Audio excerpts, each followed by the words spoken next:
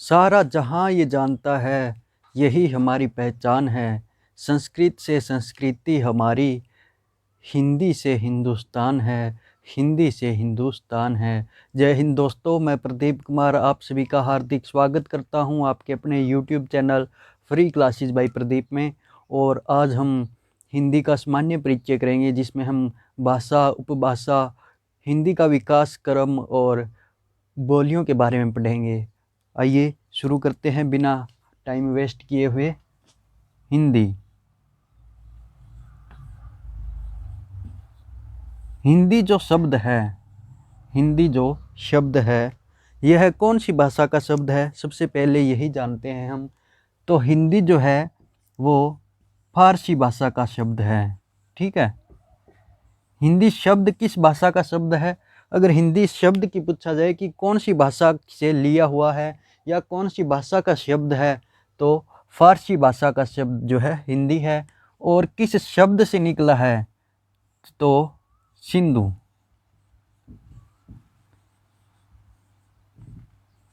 हिंदी जो है सिंधु शब्द से निकला है। और भाषा कौन सी है? फारसी भाषा है। ठीक है। हिंदी जो है क्या है? हमारी राजभाषा है, राष्ट्रभाषा है या फिर मातृभाषा है? तो हिंदी हमारी जो है राजभाषा रहेगी। कौन सी भाषा रहेगी?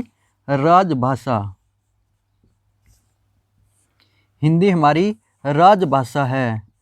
और हिंदी को संविधान के अंदर कब दर्जा दिया गया था राजभाषा का? तो 14 सितंबर 1949 को। 14 सितंबर 1949 को जो है संविधान के अंदर अनुच्छेद कौन सा था? अनुच्छेद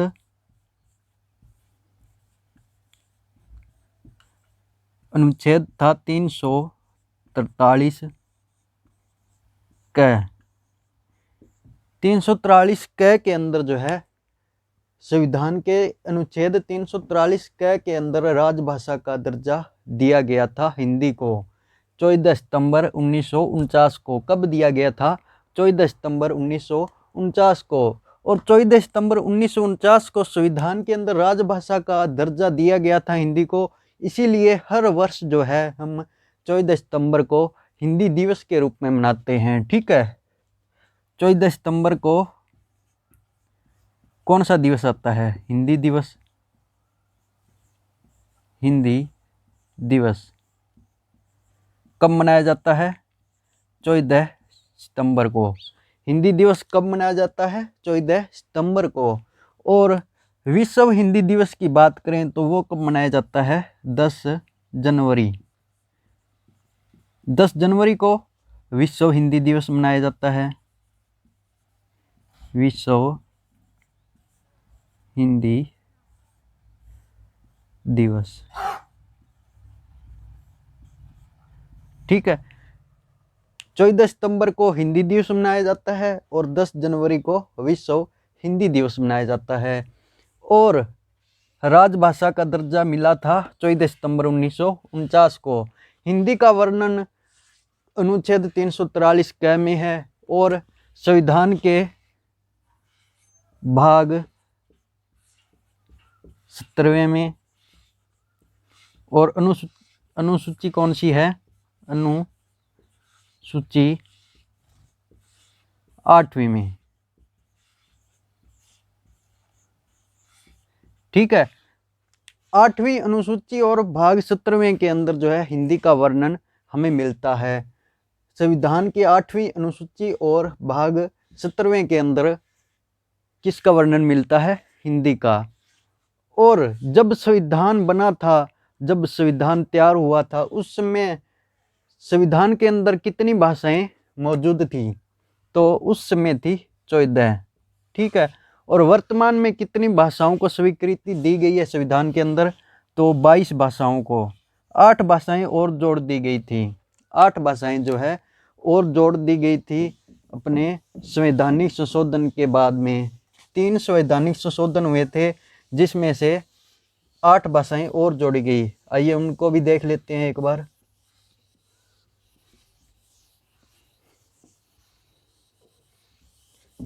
जब संविधान तैयार हुआ था उस समय कितनी भाषाएं थी संविधान के अंदर? 14। और बाद में कितनी जोड़ी गई? 8। 8 कौन कौन सी थी? सिंधी,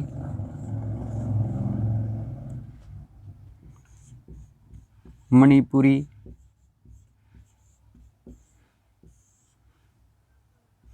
कोंकणी,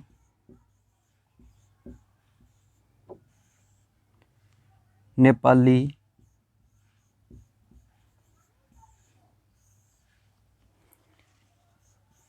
बोडो,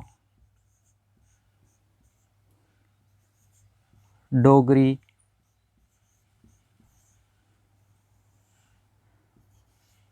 संथाली और मैथिली।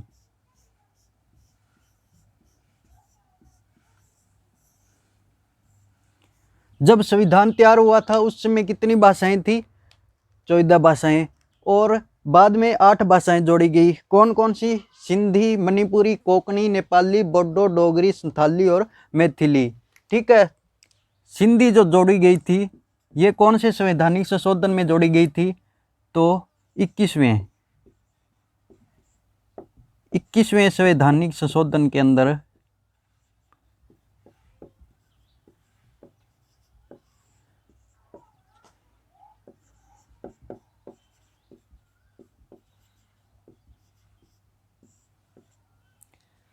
21वें संवैधानिक संशोधन में सिंधी जोड़ी गई। फिर ये 3 भाषाएं जोड़ी गई। ये जोड़ी गई थी 71वें संवैधानिक संशोधन के अंतर्गत। फिर ये 4 भाषाएं और जोड़ दी गई। ये जोड़ दी गई थी 92वें संवैधानिक संशोधन के अंतर्गत। ठीक है। सबसे पहले सिंधी जोड़ी गई, फिर मणिपुरी, कोंकणी और नेपाली, फिर बोडो, डोगरी, संथाली और मैथिली। ठीक है। 14 के बाद ये 8 भाषाएं जोड़ी गई थी हिंदी के अंदर, संविधान के अंदर ये भाषाएं। इनको याद करने की एक बागड़ी की ट्रिक भी है, बागड़ी के अंदर है, जो कि वो भी आप याद कर सकते हैं। सीधी सी बात है, मणि कोनी नेपाली कने, वो डोगरी ने मेथी देगियो थाली में। ठीक है। सीधी सी बात है, मणि कोनी नेपाली कने, वो डोगरी ने मेथी देगियो थाली में। तो सीधी सी बात है, सिद्धि का सिंधी भाषा हम बना लेंगे। मणि कोनी तो मणि का मणिपुरी, कोनी का कोंकणी, मणि कोनी, कोनी का कोंकणी, नेपाली कने तो नेपाली, बो का बोडो, डोगरी ने तो डोगरी, और थाली में थाली का संथाली, मेथी देग्यो, मेथी का मैथिली। इस तरह से हम याद कर सकते हैं। ठीक है। आपको नीचे डिस्क्रिप्शन में लिंक दिया जाएगा, उसमें आप जो है इसकी PDF डाउनलोड कर सकते हैं। उसके अंदर ये ट्रिक आपको मिल जाएगी लिखी हुई। ठीक है। ये थी भाषाएं जो कि बाद में जोड़ी गई थी संविधान के अंदर। ठीक है। हम अगर बात करें भाषा की, तो भाषा की अगर हम बात करें तो भाषा जो है भाष धातु से निकला है। भाषा किससे निकला है? भाष धातु से, जिसका अर्थ है बोलना। ठीक है। जिसका अर्थ है बोलना। तो भाषा की परिभाषा क्या होगी? भाषा की परिभाषा होगी अपने भावों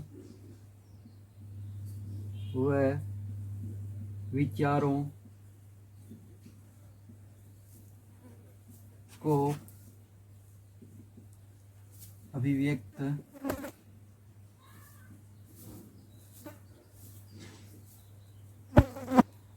या फिर प्रकट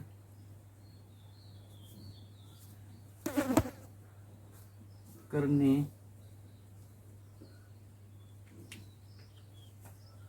का माध्यम। ठीक है। अपने भावों ये व विचारों को अभिव्यक्त करने या फिर प्रकट करने का माध्यम क्या होता है? भाषा होता है। भाषा क्या होती है? अपने भावों व विचारों को अभिव्यक्त या फिर प्रकट करने का माध्यम होता है भाषा। भाषा के अगर हम रूप या फिर प्रकार की अगर बात करें तो दो मुख्य रूप होते हैं, मौखिक रूप और लिखित रूप। ठीक है, मौखिक रूप कौन सा होता है?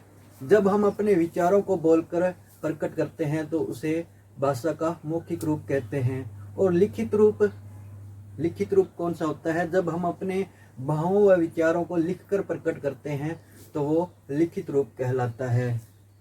और इसके अलावा एक अन्य रूप भी होता है, सांकेतिक रूप। लेकिन एग्जाम में अगर प्रश्न आए और उसमें ऑप्शन 2 है तो मुख्य रूप हम 2 ही करेंगे, न कि 3 पर ऑप्शन लगाएंगे।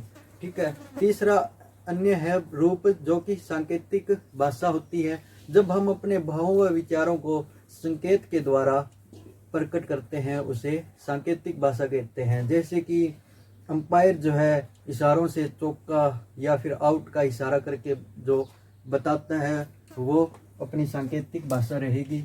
अगर एग्जाम में ऐसी आई कि भाषा के कितने रूप है या फिर कितने प्रकार हैं और ऑप्शन में आए 1 2 3 4 या फिर आए 1 3 4 5, अगर इस तरह से ऑप्शन आए तो हम 2 पर ऑप्शन टिक करेंगे। ठीक है, भाषा के रूप कितने हैं? 2। अगर इस प्रकार आए फिर हम 3 लगा सकते हैं। भाषा के मुख्य रूप कितने हैं? मौखिक और लिखित। और भाषा के अंग की बात करें तो अंग 3 रहेंगे। कौन कौन से? ध्वनि, अर्थ और वाक्य। ठीक है, अंग कितने होंगे? भाषा के 3। कौन कौन से? ध्वनि, अर्थ और वाक्य। और सबसे छोटी इकाई भाषा की कौन सी होती है? ध्वनि। भाषा की सबसे छोटी इकाई कौन सी है? ध्वनि। ठीक है, ध्वनि क्या है? भाषा की सबसे छोटी इकाई है।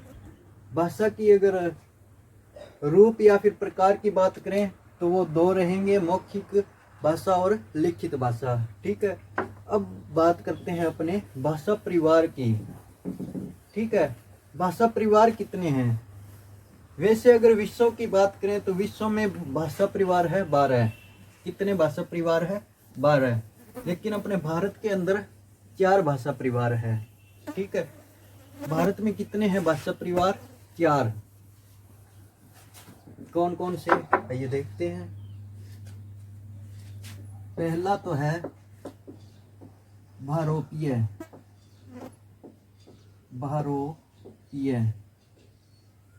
भाषा परिवार। ठीक है, दूसरा है द्रविड़ भाषा परिवार। तीसरा है आग्नेय भाषा परिवार, या फिर इसको आस्ट्रिक नाम भी दे दिया जाता है। आस्ट्रिक या आग्नेय भाषा परिवार। चौथा है चीनी तिब्बत बर्मी भाषा परिवार। ठीक है, पहला कौन सा है? भारोपीय भाषा परिवार। दूसरा द्रविड़ भाषा परिवार। तीसरा आग्नेय या फिर आस्ट्रिक भाषा परिवार। और चौथा चीनी तिब्बत बर्मी भाषा परिवार। भारोपीय के अंतर्गत कौन कौन सी भाषाएं आती है? भारत की तो होगी अपने हिंदी, संस्कृत और यूरोप की होगी अंग्रेजी। ये भाषाएं जो है अपने भारोपीय भाषा परिवार के अंतर आती है। इसके अंदर वैसे तो पंजाबी, मराठी वगैरह भी आती है, लेकिन मुख्य भाषाएं जो एग्जाम में आई हुई है वो है हिंदी, संस्कृत और अंग्रेजी। ठीक है। और द्रविड़ भाषा के अंदर कौन सी आती है? तमिल,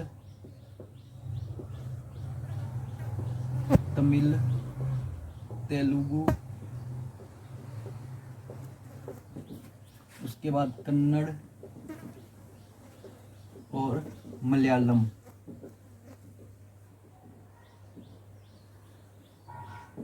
ये भाषाएं जो है अपने द्रविड़ भाषा परिवार के अंतर्गत आती है। तमिल, तेलुगु, कन्नड़ और मलयालम। आग्नेय के अंदर कौन सी आती है? आग्नेय के अंदर आती है अपने मुंडारी और मैथिली, संथाली।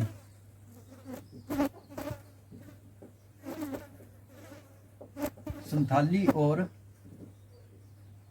मुंडारी, ये भाषाएं जो है आग्नेय या फिर आस्ट्रिक भाषा परिवार के अंतर्गत आती है। और चिन्नी तिब्बत के अंदर आती है अपने गारो, बाडो और खासी।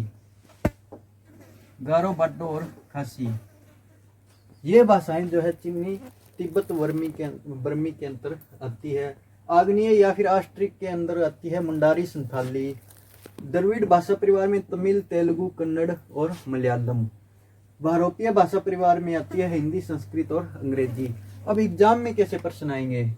एग्जाम में इस प्रकार से आएंगे। एक यहाँ पर दे देगा ऑप्शन तमिल, और प्रश्न पूछ लेगा कि इनमें से कौन सी भारतीय भाषा परिवार की भाषा नहीं है? तो हिंदी, संस्कृत, अंग्रेजी और तमिल। तो अपने को ऑप्शन टिक करना है तमिल वाला, कि तमिल जो है भारतीय भाषा परिवार की भाषा नहीं है। ठीक है। इसी प्रकार से यहाँ पर दे सकता है हिंदी, और पूछ सकता है कि इनमें से चिन्नी तिब्बत बर्मी की भाषा परिवार, चिन्नी तिब्बत बर्मी परिवार की भाषा कौन सी नहीं है? तो हिंदी रहेगी। या फिर घुमाकर भी पूछ सकता है कि इनमें से भारतीय भाषा परिवार की भाषा कौन सी है? तो हिंदी जो है अपनी भारतीय भाषा परिवार की भाषा रहेगी हिंदी। ठीक है। इस प्रकार से जो है प्रश्न अपने होंगे, अपने को याद रखने हैं। इस प्रकार से भारतीय भाषा परिवार, द्रविड़ भाषा परिवार, आग्नेय या फिर आस्ट्रिक भाषा परिवार और चिन्नी तिब्बत बर्मी भाषा परिवार। भारत के अंदर ये 4 भाषा परिवार है। वैसे विश्व की अगर बात करें तो 12 भाषा परिवार है। भारतीय भाषा परिवार के अंदर आती है हिंदी, संस्कृत और अंग्रेजी। द्रविड़ भाषा परिवार के अंदर आती है तमिल, तेलुगु, कन्नड़ और मलयालम। तमिलनाडु में तमिल बोली जाती है, आंध्र प्रदेश में तेलुगु बोली जाती है, और कर्नाटक में कन्नड़, और केरल के अंदर जो है मलयालम भाषा बोली जाती है। इसी प्रकार से आग्नेय या आस्ट्रिक के अंदर मुंडारी और संथाली भाषा आएगी। चिन्नी तिब्बत बर्मी के अंदर आएगी गारो, बाडो और खासी भाषा। ठीक है। ये हुई अपनी भाषा परिवार और उनके अंतर्गत आने वाली भाषाएं। इनको याद रखना है अच्छे से। अब अगर हम बात करें हिंदी के विकास क्रम की, हिंदी का विकास कैसे हुआ था?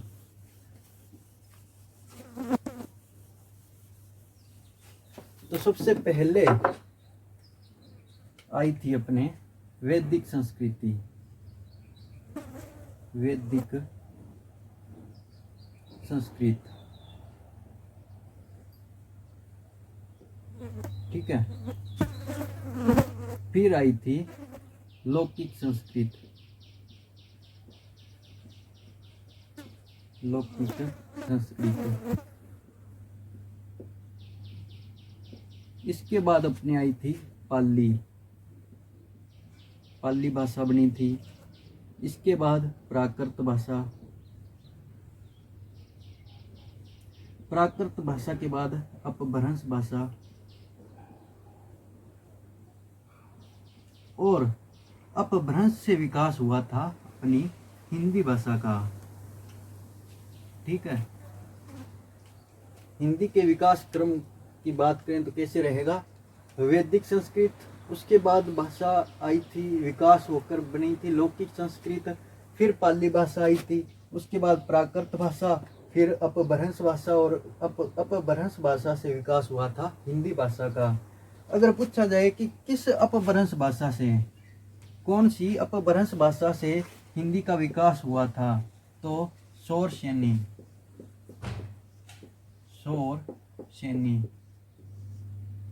शौरसेनी अपभ्रंश भाषा से जो है शौरसेनी अपभ्रंश भाषा से जो है हिंदी का विकास हुआ है। अगर शौरसेनी ऑप्शन में ना आए ना, तो अवहट्ट ऑप्शन के अंदर होगा, अवहट्ट अपभ्रंश। कौन से अपभ्रंश भाषा से जो है हिंदी का विकास हुआ था, तो शौरसेनी अपभ्रंश भाषा से हिंदी का विकास हुआ था। अगर शौरसेनी अपभ्रंश ना आए हिंदी के अंदर, अपने ऑप्शन के अंदर, तो अवहट्ट अपभ्रंश हम ऑप्शन में करके आएंगे। ये हुआ अपने विकास क्रम की बात हिंदी की। सबसे पहले वैदिक संस्कृत, फिर लौकिक संस्कृत बनी, उसके बाद पाली, फिर प्राकृत भाषा, और उसके बाद अपभ्रंश, और अपभ्रंश से विकास हुआ था हिंदी भाषा का। और कौन सी अपभ्रंश भाषा से हिंदी भाषा का विकास हुआ था, तो अवहट्ट अपभ्रंश भाषा से हिंदी भाषा का विकास हुआ था। और शौरसेनी अपभ्रंश भाषा से जो है हिंदी का विकास हुआ था। और शौरसेनी अगर ना आए तब हम अवहट्ट ऑप्शन के अंदर टिक करके आएंगे। अगर दोनों आए तो शौरसेनी अपभ्रंश करेंगे, और अगर शौरसेनी ना आए फिर अवहट्ट अपभ्रंश हम टिक करेंगे। ठीक है। अब हम बात करें हिंदी की उपभाषा और बोलियों की, तो हिंदी के अंदर 5 उपभाषाएं हैं। ठीक है, 5 उपभाषाएं हैं और 18 बोलियां हैं। उपभाषा जो है भाषा का ही एक रूप होता है, भाषा का ही एक भाग होता है। भाषा का भाग जो है उपभाषा कहलाता है। और बोली जो है एक छोटे से एरिया के अंदर बोली जाती है, वो बोली कहलाती है। 5 जो है अपने 5 उपभाषाएं हैं हिंदी की। कौन कौन सी?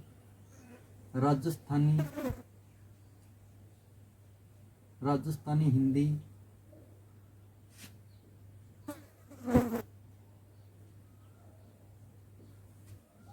दूसरी है पश्चिमी हिंदी,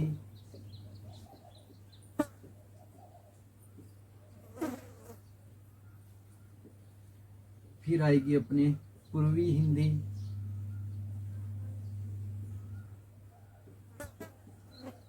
पहाड़ी और बिहारी हिंदी,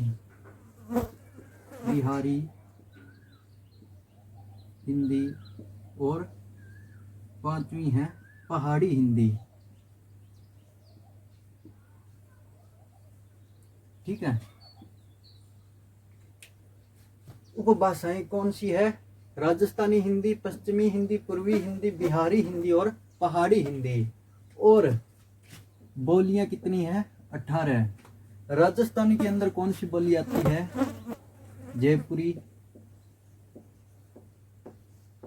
जयपुरी बोली, मारवाड़ी,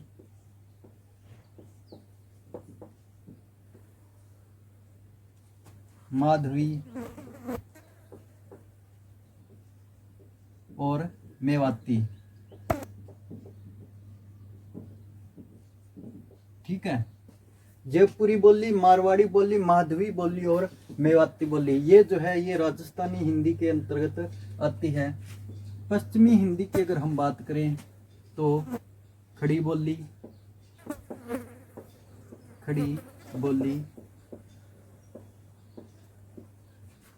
कन्नौजी,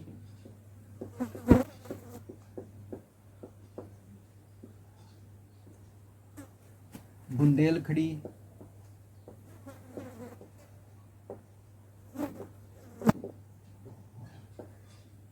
हरियाणवी,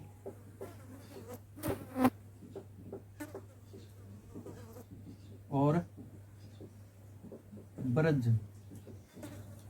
ब्रज बोली जो है वो पश्चिमी हिंदी के अंतर्गत आती है। हरियाणवी को हम बांगड़ू भी कहते हैं,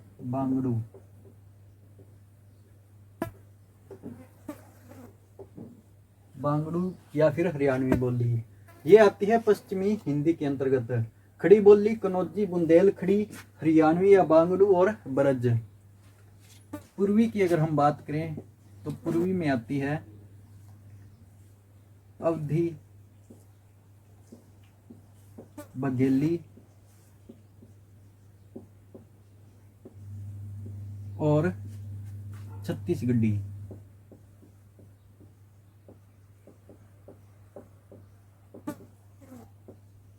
ये बोलियां जो है पूर्वी के अंतर्गत आती है। बिहारी बोली के अंतर्गत आती है मगही,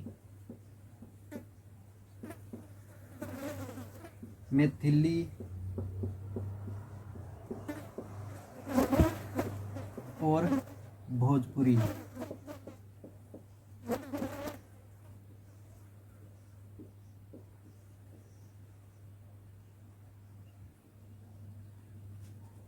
पहाड़ी बोली की अगर हम बात करें तो कुमाऊनी,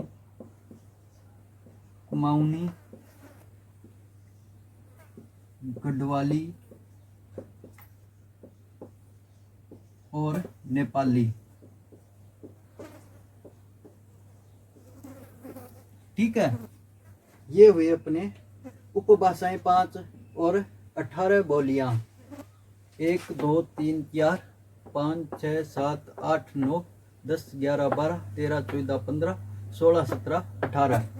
18 जो है हिंदी की बोलियां हैं और 5 जो है उपभाषाएं हैं। उपभाषा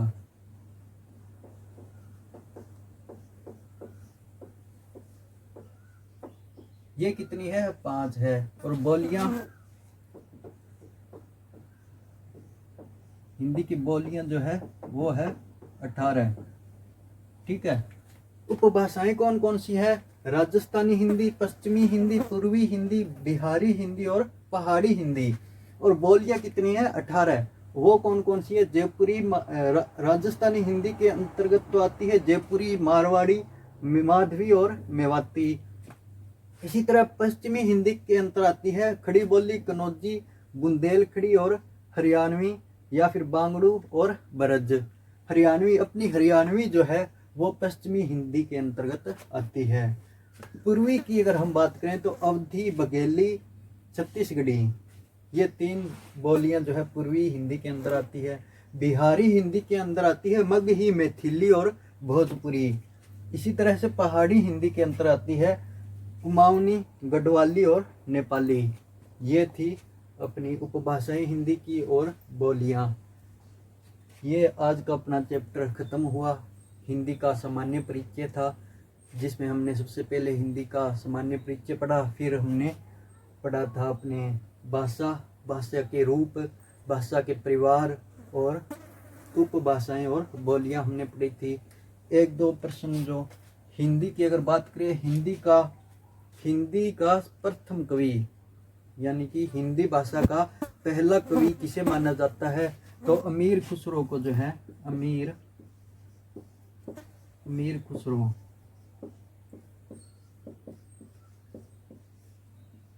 खुसरो जो है हिंदी भाषा का पहला कवि माना जाता है। आज के लिए इतना ही, मिलते हैं एक नई वीडियो में। तब तक के लिए goodbye and have a nice day. अगर वीडियो आपको पसंद आई तो लाइक करें और शेयर करें। अभी तक आपने अगर हमारा चैनल सब्सक्राइब नहीं किया है तो चैनल को सब्सक्राइब ज़रूर करें। धन्यवाद। जय हिंद, जय भारत।